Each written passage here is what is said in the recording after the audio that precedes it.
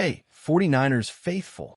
Today we are diving deep into something that has been on everyone's minds for a while, the injury history of our beloved San Francisco 49ers.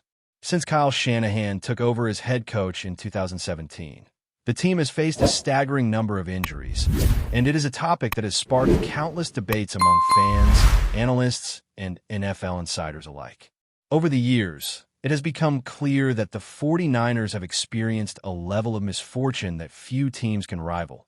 And while some of this is simply bad luck, there is more beneath the surface that is worth exploring.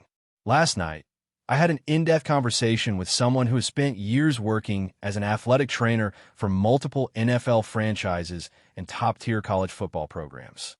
This person has seen firsthand how different organizations handle strength and conditioning, physical therapy, and the overall preparation of athletes. What struck me during our discussion is that the 49ers operate in a way that is unique, even compared to other elite teams in the league. Their approach to strength and conditioning, weightlifting techniques, and overall player maintenance is distinct, and it appears that their philosophy has both advantages and drawbacks. The individual I spoke with knows Dustin Little, the head athletic trainer for the 49ers, and emphasized that Little has his own methodology that shapes how players train, lift weights, and recover. These methods are different from what most teams employ, and while they are not inherently wrong or bad, the fact that they are unique may help explain why the 49ers have struggled with injuries at such a high rate over the past several seasons. There are layers to this, of course. In the NFL, players come in already at the peak of physical conditioning. Most have spent years building their bodies through college programs and high-level training. And when they reach the professional level, the goal is usually to maintain and enhance what they have already achieved rather than drastically reinvent it. The 49ers, however, sometimes introduce training methods, weightlifting techniques, and movement exercises that are new or unconventional for individual players. When an athlete's body is not accustomed to certain motions or stressors, there is a period of adjustment that can be risky. The body can break down, soft tissues can strain, and injuries can occur, even when the athlete is performing at a high level. This does not mean that every injury is the result of training. Football is a violent sport, and collisions, awkward falls, and freak accidents are unavoidable. But when you look at soft tissue injuries, hamstring strains, calf pulls, and similar ailments, these are often preventable with proper conditioning and techniques that align with what players are used to. Over the past 8 years, the 49ers have consistently been among the top 10 teams in the league in injury rate each season, aside from a relatively fortunate year in 2023. This level of consistency indicates a pattern that cannot be dismissed as mere chance. Even considering external factors, like the placement of the practice facility near electrical infrastructure, which some have speculated could contribute to player fatigue and slower recovery, the core of the issue seems to be rooted in training methods, recovery routines, and strength philosophies that differ from what other organizations implement. During our conversation, we also discussed the nuances of stretching, dynamic versus static routines, and how small variations in exercise selection, movement drills, and conditioning can have a cascading impact over the course of a season. For example, the 49ers favor dynamic stretching before practices, which is not unusual, but is a departure from what other teams may employ as a baseline. Every choice, from how weights are lifted to how muscles are primed before games, matters in cumulative terms when a season stretches over 16 to 17 grueling games. This is where the Niners' philosophy stands out. While Dustin Little's approach has undoubtedly contributed to the team's physical identity, emphasizing toughness, strength, and resilience, it also comes with the cost of higher susceptibility to soft tissue injuries. It is a trade-off. The team is built to dominate physically in every play, yet the price is the elevated injury risk that has plagued them over multiple seasons. It is also important to recognize that these training strategies have been fairly consistent under Shanahan. Despite some staff changes over the years, Dustin Little has remained a central figure in the organization, guiding strength and conditioning approaches and shaping player routines in ways that are consistent but distinct from league norms. In NFL circles, health and wellness experts, physical therapists, and conditioning coaches take notice of these variations. They analyze trends, compare techniques, and discuss how methodology may correlate with injury patterns. The 49ers' persistent placement near the top of injury rankings makes them a case study of interest, not just to fans, but to the broader professional athletic community. Some injuries, of course, are the result of bad luck, unpredictable collisions, or freak accidents that no amount of preparation could prevent. But the frequency and type of injuries the team experiences suggest that there are aspects that could be adjusted or questioned, particularly in areas of soft tissue maintenance and conditioning adaptations. This is not an indictment of the staff. Dustin Little's training programs have positives. The team is physical, aggressive, and durable in certain ways, particularly in contact situations.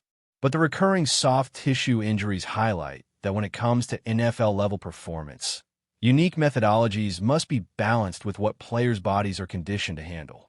Furthermore, many players train independently during the off-season, but once the season begins, they are under the direct guidance of the 49ers' strength and conditioning staff. This period is critical because the bulk of in-season injuries occur while players are following team-directed programs. It is during this window that the cumulative effects of unfamiliar movements, new weightlifting protocols, and adapted recovery methods manifest, which helps explain why the 49ers have consistently faced one of the highest injury burdens in the league. From my perspective, understanding these details is not just fascinating. It is essential for anyone who wants to analyze the team's performance, roster decisions, and future prospects. The story of the 49ers' injuries is not simply about luck. It is about methodology, philosophy, and the complex interplay between human physiology and the demands of one of the most physical sports on the planet. And it is a discussion that continues to evolve as players, trainers, and organizations adapt, experiment, and try to find a balance between building a dominant team and keeping players on the field game after game. Over the past several seasons, the persistent injuries have affected the roster in profound ways. Starting lineups have shifted constantly, key players have missed critical games, and the overall cohesion of a team has been challenged. When a star player is sidelined, it changes the rhythm of practice, game planning, and in-game adjustments. Offensive and defensive schemes rely on precision and timing, and frequent absences force coaches to constantly adapt on the fly. While some fans might dismiss this as just part of football, those who follow the 49ers closely know that continuity is a huge factor in winning consistently in the NFL. The 49ers' commitment to a physical style of play has created a roster built for toughness and aggression. Yet this philosophy also intersects with their unique training methods to produce a high injury count. This is where the balance becomes tricky. On one hand, the team prides itself on being a dominant physical force. Players hit hard, execute demanding blocks, and push their bodies to extreme limits. On the other hand, the repeated soft tissue injuries suggest that the way players are prepared and maintained may not be fully aligned with the wear and tear of this approach.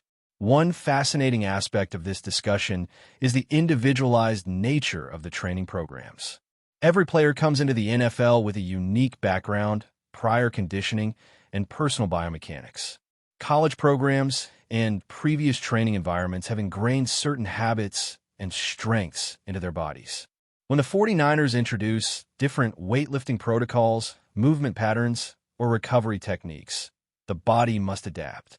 Adaptation takes time, and during this period, susceptibility to injury naturally increases. This concept is simple in theory, but complex in practice. It requires careful monitoring, precise adjustments, and constant communication between trainers, coaches, and players. Even slight variations in squat depth, kettlebell usage, or dynamic stretching routines can cumulatively influence injury risk over a long season. Some players adapt quickly, while others struggle, and that inconsistency manifests as the injuries we've seen repeatedly on the injury report. The NFL is a high-stakes environment, and the physical demands placed on athletes are unlike anything else in sports. Players are subjected to rapid acceleration, forceful collisions, and extreme rotational movements that challenge muscles, tendons, and ligaments in ways most people never experience. The 49ers' methods, while innovative and designed to optimize performance, introduce additional variables that athletes must adjust to. These adjustments, if not perfectly timed and monitored, can contribute to the very soft tissue injuries that have plagued the team for years. Another layer to consider is the cumulative effect of in-season practices and games. Unlike college football, the NFL has longer seasons with more intense travel, preparation, and media obligations. Recovery time is limited, and players are constantly under physical and mental stress. Even minor deviations in training philosophy or recovery practices can become magnified under these conditions. This is why the ongoing conversation about the 49ers' strength and conditioning strategies is so important. It is not about placing blame, but about understanding the underlying causes that have created a historical trend in injuries. Looking at the numbers over nearly a decade, the team has lost thousands of games' worth of playing time to injury. These are not random, isolated incidents. They form a pattern that influences not only team performance, but also roster management, draft strategy, and contract negotiations. Front offices and coaching staffs must take these patterns into account when building a team, allocating minutes in practice, or determining how to rotate players to minimize risk. Fans may only see the surface, a star player missing a big game or a key starter placed on injured reserve.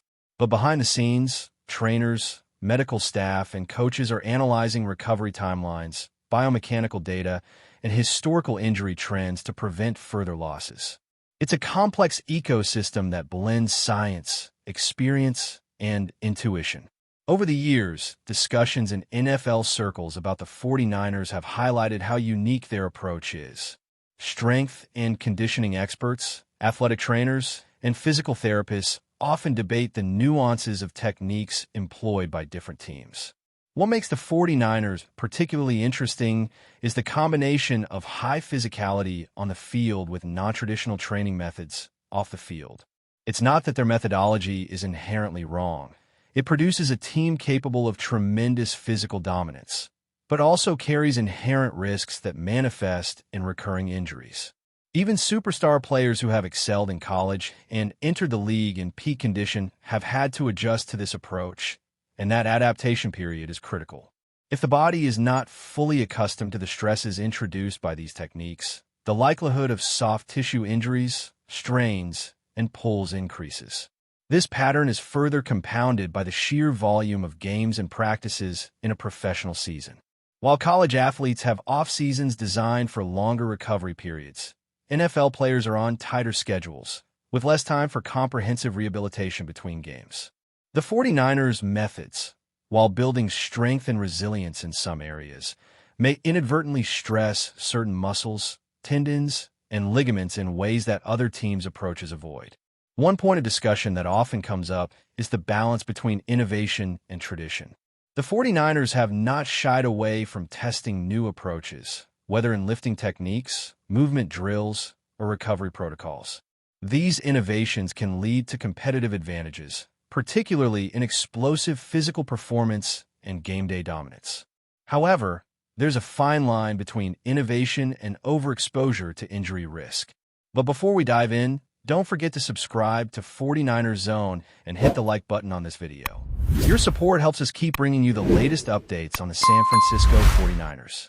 And don't forget to share your thoughts on the news in the comments below. Whispers are circulating through the NFL grapevine that Mike Evans has officially landed with the San Francisco 49ers, and the excitement is palpable. Sources close to the team suggest that the veteran wide receiver is set to become the centerpiece of Kyle Shanahan's revamped offensive scheme, particularly in the red zone. For a team that has long been searching for a dominant target inside the 20-yard line, Evans' arrival could be the spark the 49ers' attack has been craving. Evans, known for his towering presence and uncanny ability to snatch contested passes, has been a consistent threat throughout his career, and insiders are already speculating how Shanahan will utilize his skills. Rumors indicate that practice sessions have already been buzzing with energy, with quarterbacks and coaches reportedly excited about the matchup nightmares Evans can create. There's talk that the team is designing packages specifically to exploit his size and experience, giving the 49ers a lethal weapon in critical scoring situations. Some sources hint that Evans' influence goes beyond the field. His veteran leadership is expected to have a ripple effect in the locker room, mentoring younger receivers and helping fine-tune timing with the team's quarterbacks. Fans and analysts alike are already imagining what this chemistry could look like come game time, and social media is lighting up with speculation about the first touchdown connection between Evans and the 49ers passing game. While nothing is confirmed on official channels, insiders suggest the buzz is real, and many are quietly betting that this move could redefine the 49ers' approach to red zone offense. There's a growing sense that Shanahan finally has the kind of downfield target he's been craving, a player capable of taking over critical moments and drawing defensive attention in ways that could open the entire field. Whether it's contested catches, end-zone fade routes, or clutch third-down grabs, the chatter around Mike Evans in San Francisco is impossible to ignore. With this rumored acquisition, the 49ers' offensive outlook is suddenly brimming with possibility. While skeptics may wait for proof on the field, the murmurs around team facilities suggest that something big is brewing. If the whispers are true, Evans' arrival might not just be a signing.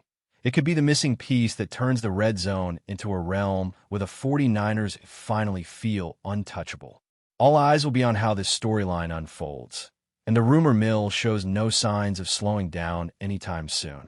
That's it for this update. If you enjoyed the video and want to keep receiving exclusive news about the San Francisco 49ers, make sure to subscribe to 49ers Zone and give this video a like. We always look forward to hearing your comments and opinions. See you in the next video.